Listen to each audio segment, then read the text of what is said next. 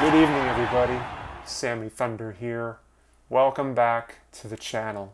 I just want to say, everyone looks at value of their cards a little differently. Some people don't really think much about the long-term value, while others really focus on it. It's one of those debates that have come up a lot recently in the hobby. Even the dictionary gives us a couple of different ways to define value. As a verb, value means to estimate the monetary worth of something. As a noun, it means the regard that something is held to deserve, the importance, worth, or usefulness of something. And I think collectors fall into both of these camps.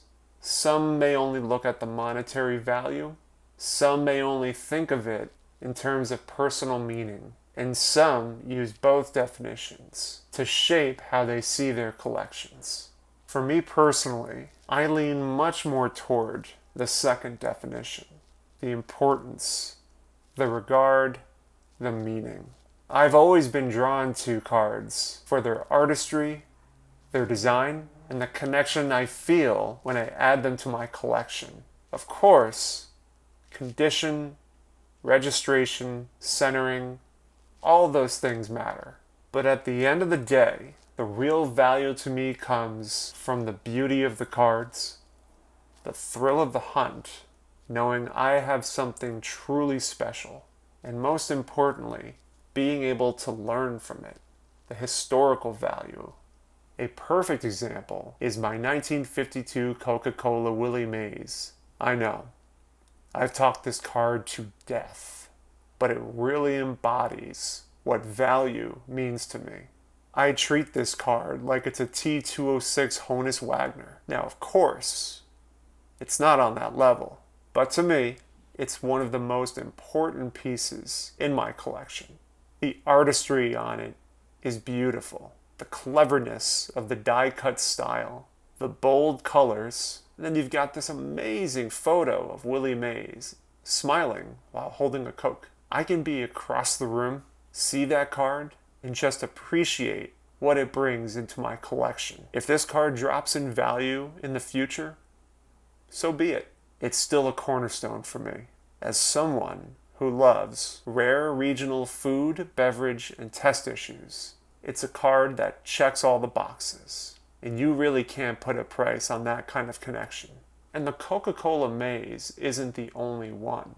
Pieces like my 1915 Cracker Jack Christy Mathewson, or even the Stahlmeyer Willie Mays, they all represent that same philosophy. They're not just cardboard, they're pieces of history, culture, and creativity that make my collection uniquely mine.